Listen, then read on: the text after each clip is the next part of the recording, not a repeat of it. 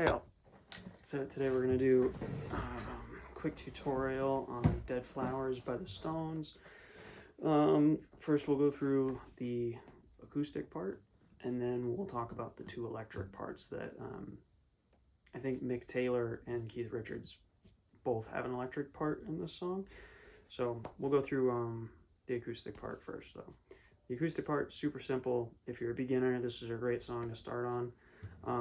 So we're going to go through just the D chord, the A chord, and the G chord. And the intro is a little bit different, just a little bit. I mean, it's literally like the same chord pattern as like the verse, but the major difference is you start with that D major chord, except take your middle finger and your index finger off the fretboard, so you're just fretting that B string with your ring finger. So that's going to be the third fret on the B string, and you're going to kind of strum that a couple times like this. So kind of like down, up. So you're going to go down, up, down with that string open.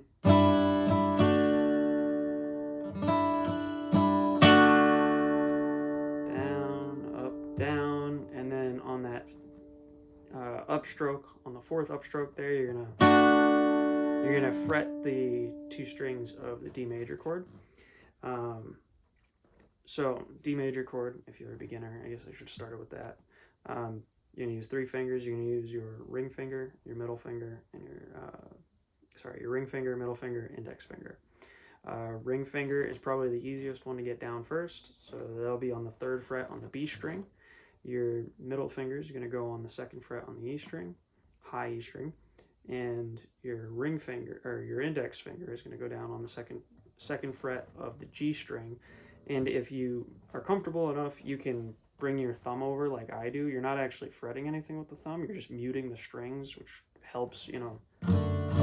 I mean, it doesn't sound great if you hit those, but, you know, it's better than like hitting them all open, and that's just kind of a habit I got into when I was first playing, is kind of just muting the strings with the thumb. Although if you have enough kind of wrist discipline, you should be able to avoid hitting those too low strings. But again, if you're a beginner, that's a great place to start, is muting those strings. But anyway, so you're going to play only the D string open, and then those three strings that I fretted.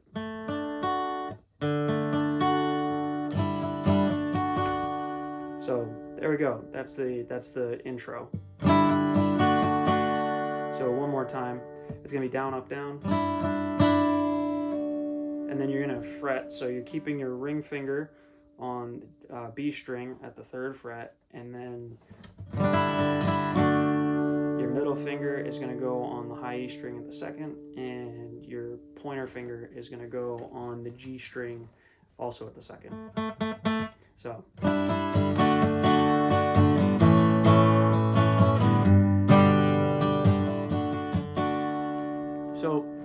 that's the basic gist of the verses. So the verses, the whole song, there's no bridge, there's no change in chord pattern. The whole song, anytime there's a verse, anytime there's not a chorus, you're doing this.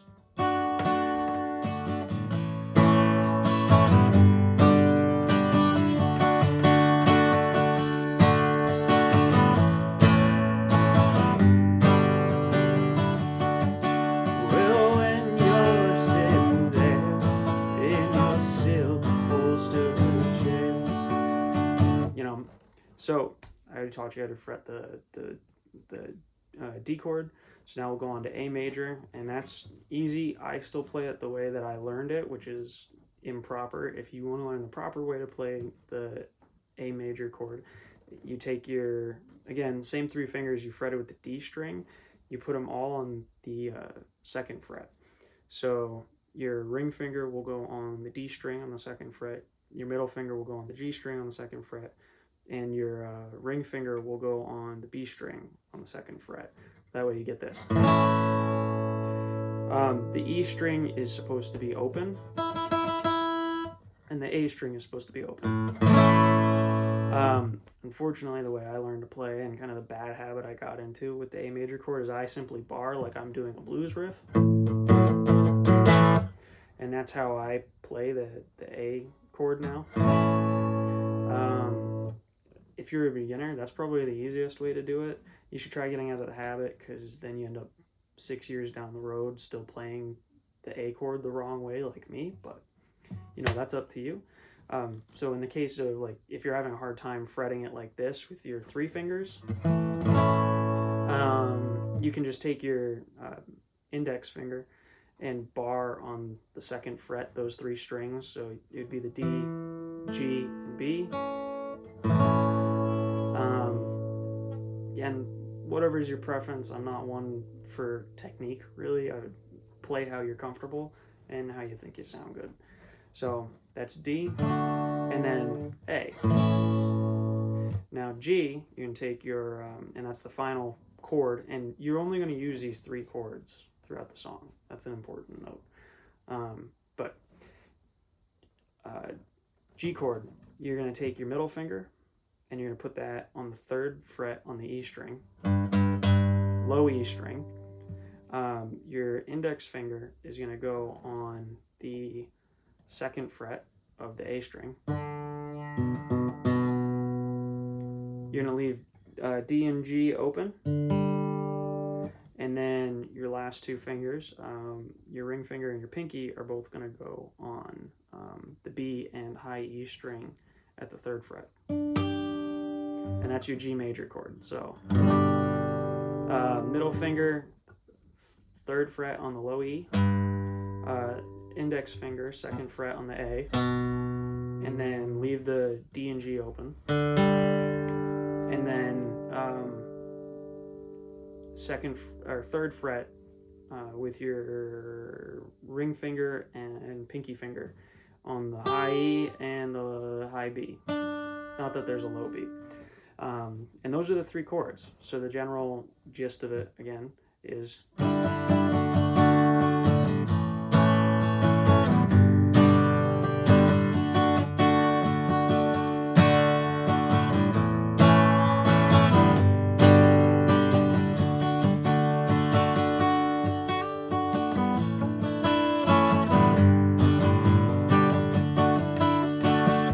You can kind of, as you get comfortable with the chords, you can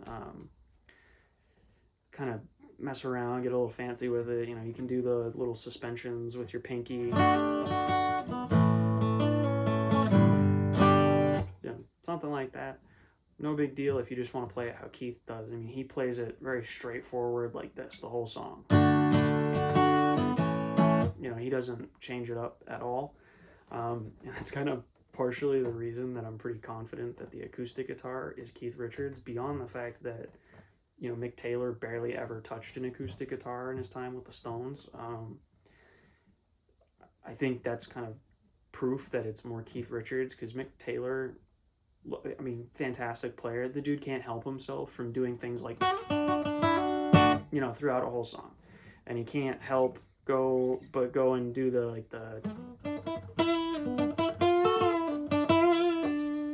I think that's, why Keith Richards was the rhythm guitarist in the Stones, because Mick Taylor couldn't really help himself.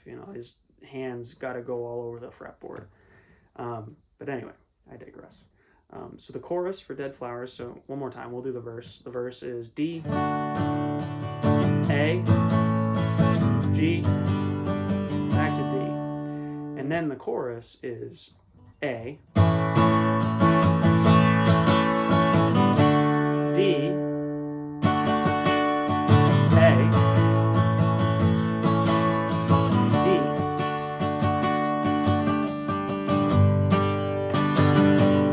and then it'll go into G. So it does A, D twice. So A, D, A, D. So it's going to be take me down, little Susie, won't you take me down? I know you think you're the queen of the underground. So you do that twice, A, D, and then you do G,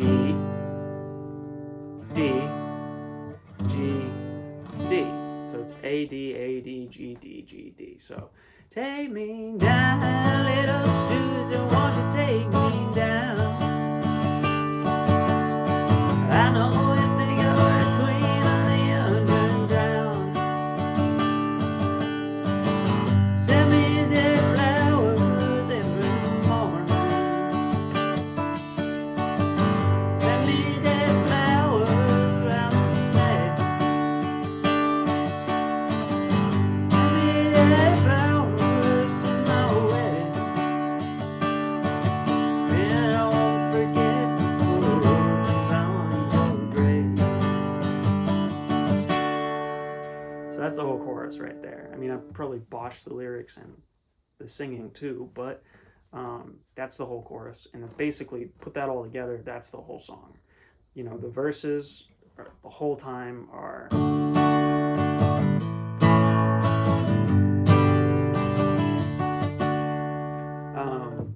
great song to practice over. Although I should note that if you're gonna play over Dead Flowers on the acoustic or anything, you should play a more recent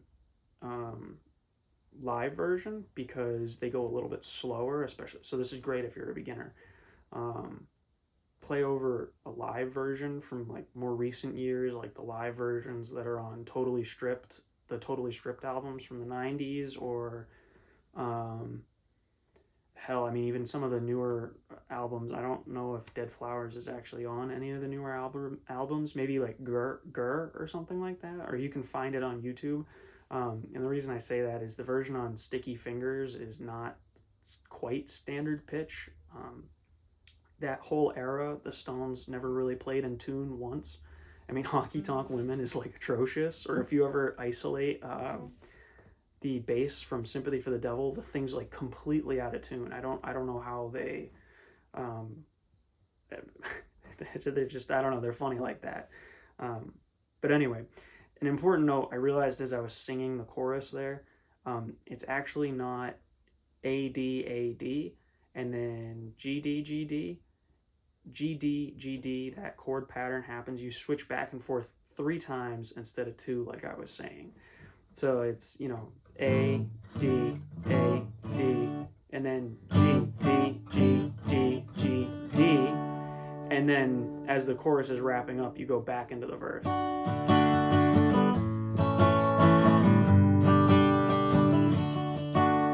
So that's why, because normally in music you do the even numbers. It just makes the song kind of fit together better. And that is kind of like the final bar of the chorus, is going back into the verse to resolve the chorus. So like, and I won't forget to put roses on your grave. That's the end of the chorus, but they're using the chord pattern from the verse to resolve it. I don't know if there are any other...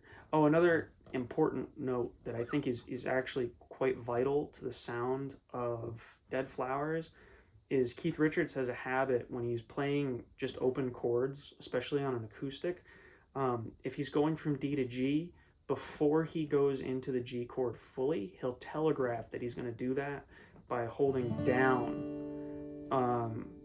that suspension there. So if you're a beginner, don't worry about this. Just do what I showed you before. Just kind of play over and over again over the song until you get it, and then come back for the more complex stuff that they do. So the D chord, that little suspension on the E string, so instead of fretting on the 2nd fret on the high E string with your middle finger, you bring that pinky up onto the 3rd fret.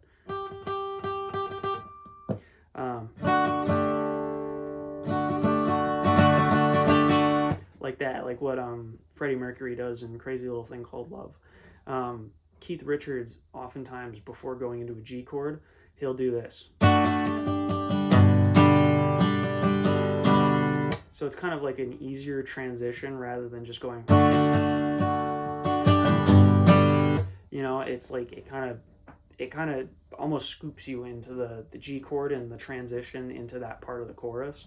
So, take me down, little Susan, won't you take me down? I know you think you're the queen of the underground.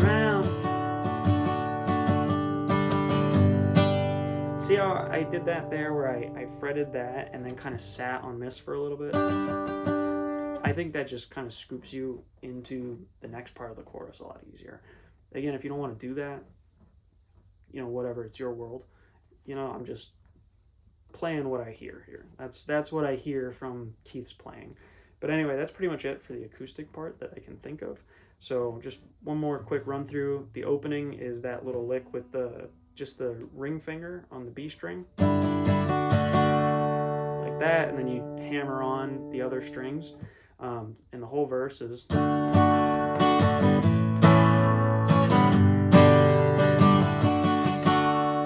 And then the chorus is A, D, A, D, and then you're gonna do G, D, G, D, G, D, and then as you're coming out of the chorus and back into the verse, to resolve the chorus, you're gonna do the won't forget to put a rose on your grave. So they sit on the A to the D, they do that A, D, A, D, they do that twice, and then they do G, D, G, D, they do that 3 times. And then the final bar of the chorus is D, A, G, D, and then back into the verse. Okay. Now the electric guitar part is not that complex, but it is worth talking about because it's not something that you see people do tutorials on very often. There's 2 parts that I can hear, and really all I hear in the song are 3 guitar parts total, which is kind of rare for a Stones song. Usually there's about like 18 guitar parts or something crazy like that. Keith loves doing overdubs. But anyway, so during the verses, there's 2 guitars. Well, the whole song, there's 3 guitars. But during the verse and the chorus, there's 2 electric guitars. And then there's the 1 acoustic guitar through the verse and the chorus. The acoustic guitar is just doing the chords I showed you. During the verses, Keith is doing the lead licks, and Mick Taylor is doing kind of like supplemental rhythm to the acoustic. So if you're at this point, I'm assuming that you are familiar with the pentatonic scale. If you're not, go figure out the major pentatonic scale. And maybe some like triads. I think that's what they're called. I'm not really sure. But anyway, so Keith, I think this is important to note. Keith and Mick both play lead. Keith mostly does his lead during the verses, and Mick does kind of supplemental rhythm playing during the verses. And then during the chorus, Keith will do the supplemental rhythm, and Mick Taylor will take the lead, and then Mick Taylor plays the guitar solo, which I'm sure nobody needed to be told, but and I think it's worth noting that Mick Taylor and Keith Richards play very similar licks. Play very similar licks on this song, but they play them in different spots, which is what gives them kind of a distinctive feel. So there's kind of like that famous lick from the beginning of Dead Flowers, because the acoustic guitar comes in. Oh shit, that's loud. The acoustic guitar comes in, and then as the acoustic guitar is wrapping up that first round of the verse, Keith comes in, I think on the left side, with this. He plays in the B, so it'd be, I guess, like B minor pentatonic, but it'd be D major pentatonic, right? So, the guitar solo is...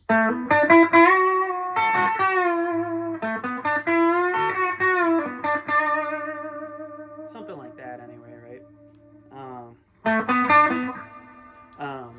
And it's kind of relying on resolving on...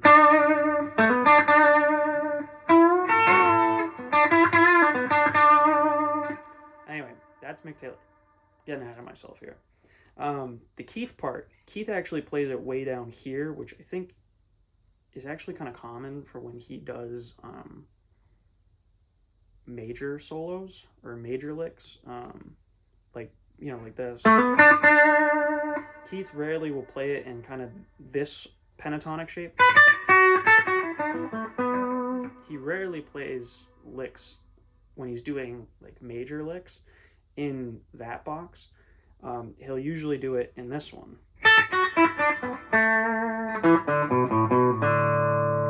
He'll do it in that the BB box, I guess you could call it. You know, what BB King used a lot. Like if he was in, I don't know, if he was playing a song in the key of D, you know.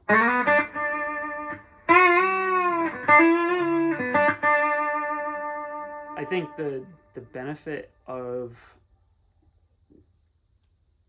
playing up here for Keith is that it gives it a much more country sound, and that's kind of part of what's so interesting about this period of the Stones is like there are so many songs on Sticky Fingers that only the Rolling Stones could have written, right? Like Moonlight Mile, Brown Sugar, Can't You Hear Me Knocking. Like if it weren't for Keith Richards and innovating with open tunings, we wouldn't have those songs probably.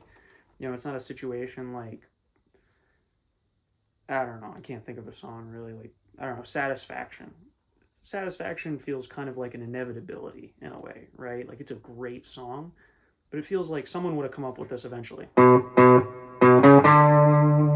know, someone would have done that eventually. Maybe not in the same way, but it would have happened, right? Whereas like, Can't You Hear Me Knocking? Man, I can't think of anybody who would have played that other than Keith. What makes Dead Flowers so interesting is that it's kind of proof of a different concept about the Rolling Stones, is that even when they did something that literally anybody else could have done, I mean, how many millions of country songs are D, A, G? Like how many country songs use that chord pattern? What's so vital and such a good part about Dead Flowers and Sticky Fingers in general is that there are moments on this album where it's something that anybody could have played, but nobody could have done it as tastefully or as well as the Stones do. And that's what is so great about Keith's playing here is like anybody can do like, you know, like that. Anybody can do that, but Keith does it so tastefully, and he opens the song by going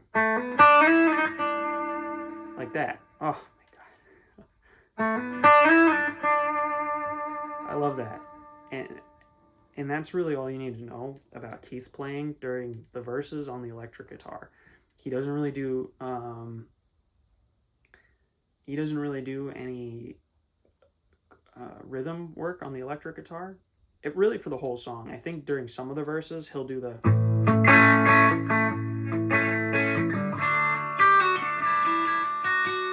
but you know, for most of the song he's doing this.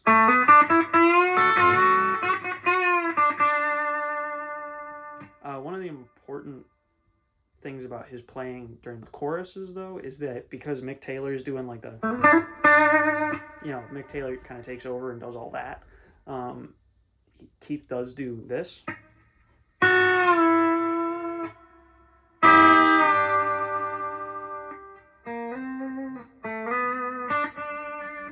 Those like kind of country bends where he's resolving the note. So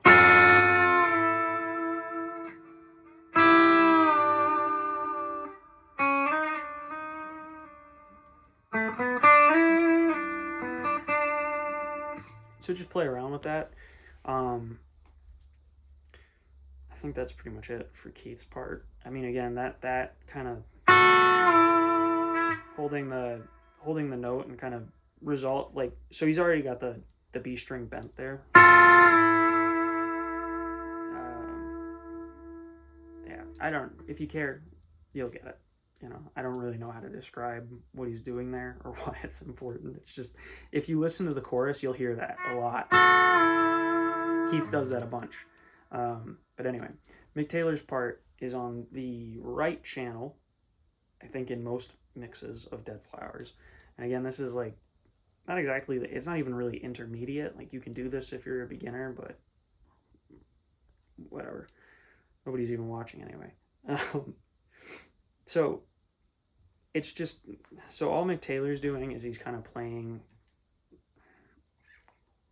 the same chords but not open, and he's just picking like individual notes and doing the little suspensions that we kind of went over a little bit.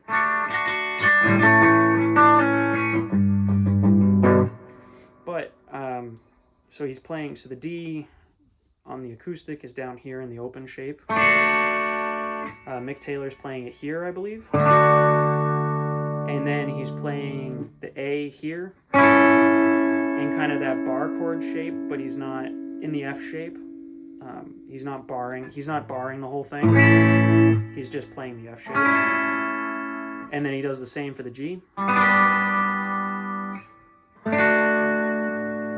So all it is he's, rather than playing the whole chord, he's only using his index finger to fret kind of the A part of the D chord here.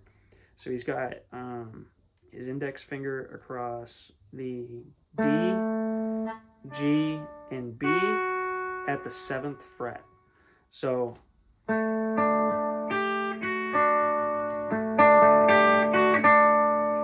he's starting out with the D to the G, and then back to the D.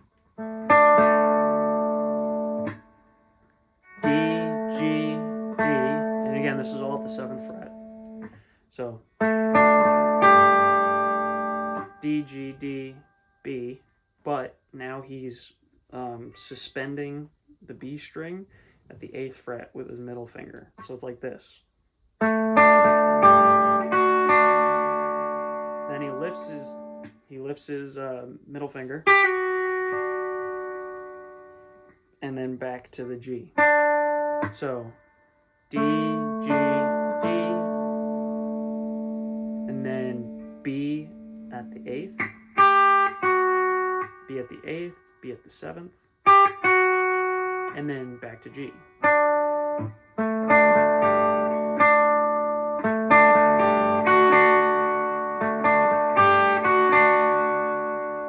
So like that, and then he goes into the A shape, but he doesn't fret the E. He just does the ring finger on the D string at the 7th fret, middle finger on the G string at the 6th fret, and then index finger on the B string at the 5th fret to get the A chord. And then he just moves everything 2 frets back for the G. So all in all, he's playing this. But then he's picking the individual notes. So we'll go over the D one more time. That's what we already went over. And then he goes back to the A, which is this shape. So that's going to be the same exact picking pattern, but all it changes is the chord shape. So now you're in the A chord shape. I keep blocking it with my hand. You're in the A chord shape now with your ring finger on the 7th on the D, 6th on the G string, 5th on the B string.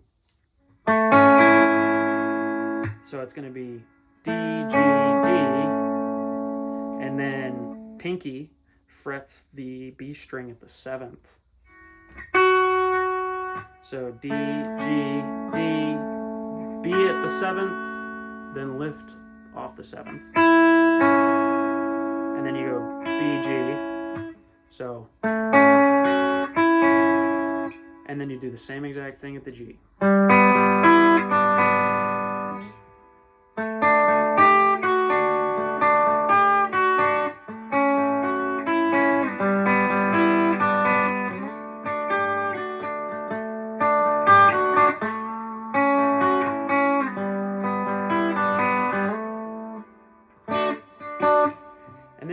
The only other thing, I'm not going to go through all the licks ever, but kind of the most recognizable one is either the solo, which is, and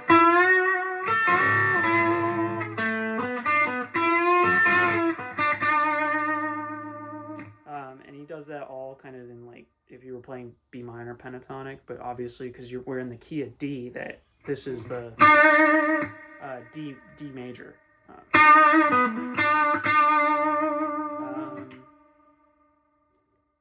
That's pretty much it. I mean, just kind of play around with that. It's not like D minor pentatonic where you can go like it's a little more complex than that, just because when you're playing like the BB King box is just real quick. It's not like perfect. You know, you can't just like take the pentatonic, move it down 3 frets, and then you know.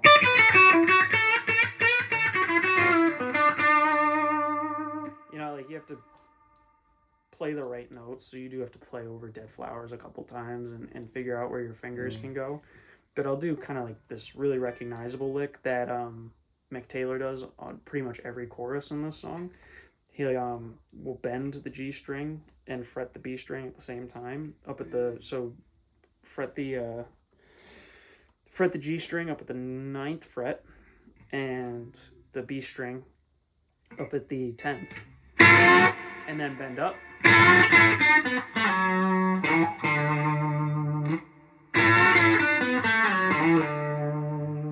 And he does that pretty much every chorus. So that's just, again, that bend with the G string and the B string.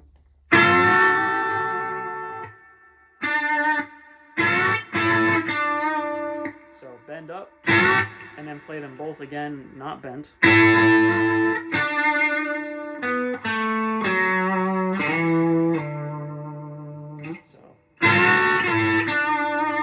then you go back to that root note right here on the 7th. And then you kind of walk down, so you're going to do